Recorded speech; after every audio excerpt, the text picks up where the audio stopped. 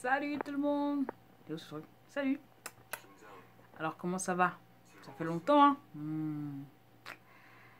Je viens juste de retourner à Séoul. En fait j'étais à Paris pour quelques temps et là je suis revenue à Séoul et je subis le décalage horaire. C'est dur mon frère, c'est dur. Oh. Mais c'est la vie, on va faire avec. Alors, je vais faire un résumé de ce qui s'est passé avant. Depuis, je sais pas quand est-ce que j'ai fait ma dernière vidéo, mais c'est chaud. Alors, je suis allée à Jeonju pour faire un concours de chant. Et j'ai gagné la 3e place. Bon, comme d'habitude, voilà, vous me connaissez maintenant. Je me suis perdue. Je me suis perdue dans les transports encore. Je me suis perdue dans les transports encore, voilà.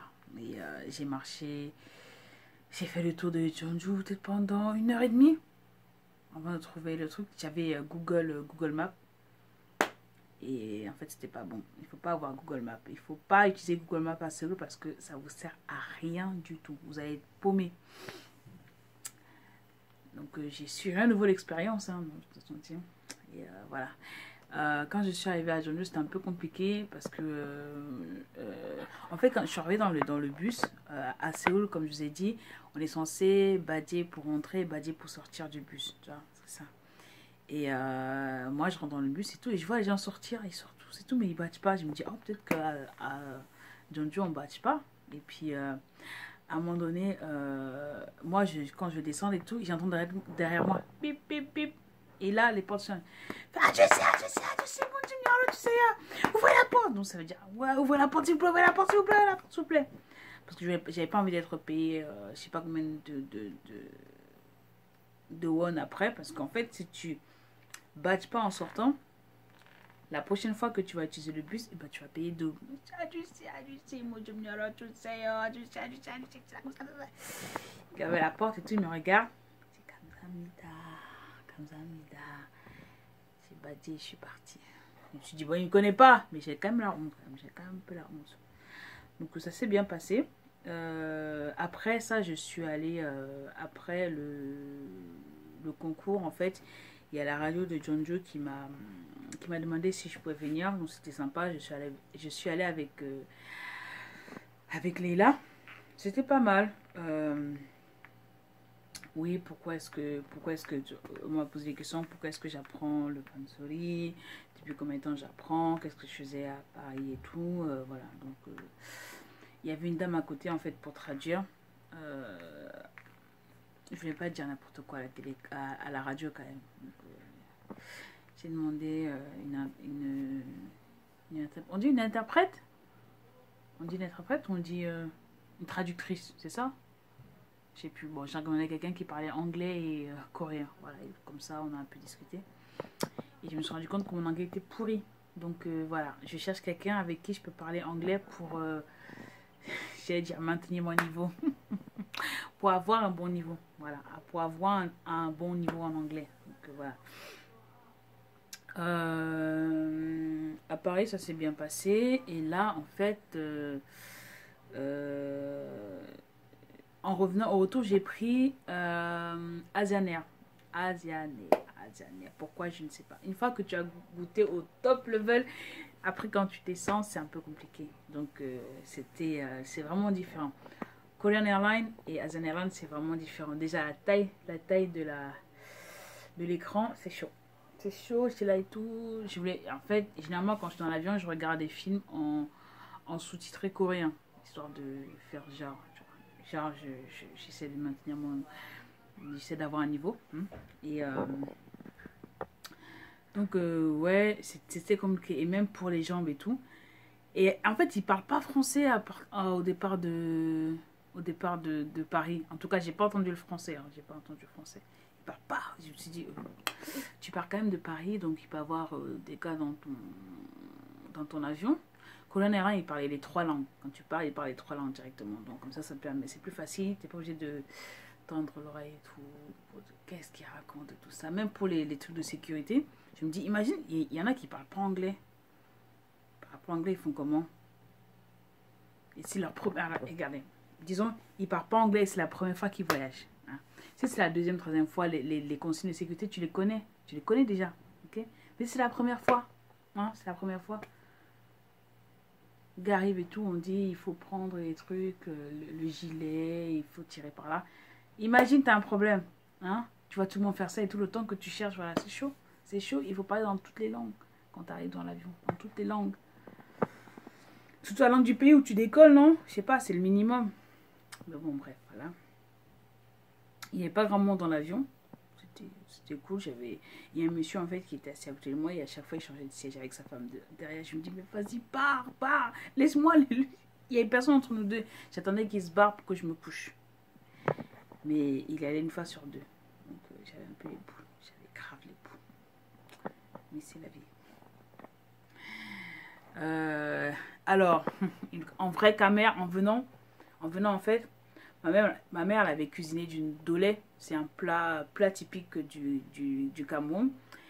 Et je me suis dit, bon, peut-être que je serai la première Camerounaise à transporter du ndolé en Corée, mais je l'ai fait avec du manioc. Ndolé avec du bobolo. C'est pas mal ça, non? Ah, c'est ce que j'ai mangé aujourd'hui à midi. Voilà, c'est mon repas de midi. Ce sera du ndolé bobolo. Vous ne me croyez pas? Attendez. Peut-être que vous ne me croyez pas. Attendez, je vais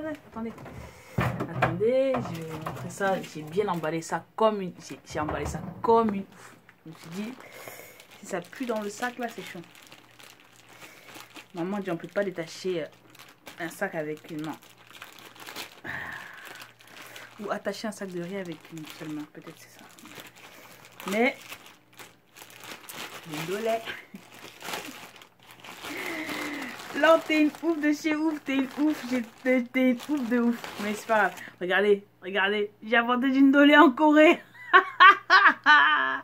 Du ndolé et puis quoi? Du ndolé et puis du manioc. Du manioc. Je sais, je suis malade, mais c'est pas grave. C'est mon repas de ce midi. Bah, j'espère que ça a été bien. C'est bien parti, mais bon, voilà. Ok, j'ai décidé de reprendre mes vidéos. C'était un peu compliqué avant, mais voilà. Et là, quand je vais... alors, parlant de Séoul maintenant, qu'est-ce que je vais faire? J'ai changé d'université. Voilà. Je pense que je vais être la première personne à avoir fait Yonsei et Koreade dans la même... Koreade et Yonsei dans la même année. C'est grave quand même, non? Oui, j'ai changé. Je suis allée à... Maintenant, à partir de décembre, là, je vais aller à Yonsei.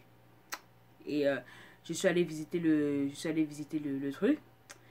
Et en fait, quand tu sors, j'ai pris le bus de 272 à partir de c'est où déjà? Pas loin d'ici. Et en fait, quand on sort du bus, il y a juste une colline à monter et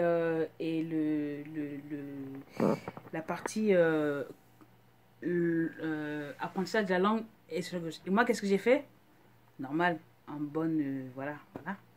Alors, je suis rentrée, j'ai fait ça, j'ai tourné, je suis montée et tout. Et à chaque fois, la flèche me disait, tu y es presque. Et je suivais la flèche. Je tourne et tout. En fait, il y avait l'adresse. Je devais trouver... je parle plus français. Je vais dire en coréen. Mais je devais trouver le bureau, voilà. Le bureau du service de langue et tout. Et la flèche, elle me disait, vas-y, avance. Donc moi, j'ai fait le tour. Je pars d'ici. J'ai fait ça. J'ai survenu là. Je me dis, mais attends, il y a un problème et tout. Et je demande à une fille, je dis, oui, est-ce que... Où se trouve en fait le centre de langue et tout ça? Elle me dit, oh, mais je vais vous montrer et tout. Et quand on avançait, je me disais, là, putain. Ouais, c'est toujours moi que ça est comme ça. Elle marche et tout. Et là, elle me dit, oh, c'est juste là. Et après, je me dis, mais c'est pas possible. Voilà, comme d'habitude, hein, à chaque fois que je visite l'université, il faut que je fasse d'abord un petit tour. Sinon, c'est pas drôle. Après, je reviens. C'est normal. Voilà. Donc voilà, et je suis dans appareil, j'ai fait mon visa étudiant. Et cette fois-ci, en fait, avant même d'avoir le visa, j'ai pris rendez-vous au service d'immigration pour faire mon alien carte. Voilà. Donc, c'est ça. Je vous dis à bientôt. Ça, c'était ma première nuit ici. Et je me suis levée, il était 2 h du matin. Dites-moi comment vous faites pour survivre au décalage horaire. Parce que là, c'est chaud. Je pense qu'à 16 h, je vais commencer à mourir. Hein. Je pense que c'est ça. Bon, je vous dis à bientôt. Je ferai plus de vidéos maintenant. Parce que là, maintenant, j'ai pas mal de trucs à faire. Et il faut que je révise un peu mes chansons. Parce que, comment dire, à Paris, j'ai un peu beaucoup oublié quand même. Un peu beaucoup oublié. Ah! J'ai visité le Mont Saint-Michel la première fois. Alors, les gens vont rigoler, mais je ne savais pas que c'était une île. Donc on arrive et tout, il me dit, oh oui, l'île et tout. Je dis, comment ça? Dans ma tête, je me dis, comment ça, l'île? Et puis je vois et tout, il y a la mer, je me dis, ah ouais, en fait, c'est un peu...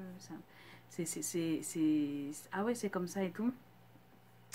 Et moi, grand sportif comme je suis, quand j'arrive et tout, je vois le truc, je me dis, oh putain, les montées d'eau. Les montées d'eau. Oh, finalement, j'ai pas eu à monter jusqu'en haut, mais bon, j'aurais bien aimé, mais bon, voilà, les circonstances ont fait que j'ai pas pu monter tout en haut. Mais c'était vraiment bien. Rennes, c'était une très très très jolie ville. Merci Yeonju. Yeonju, pardon. C'était vraiment super. Donc,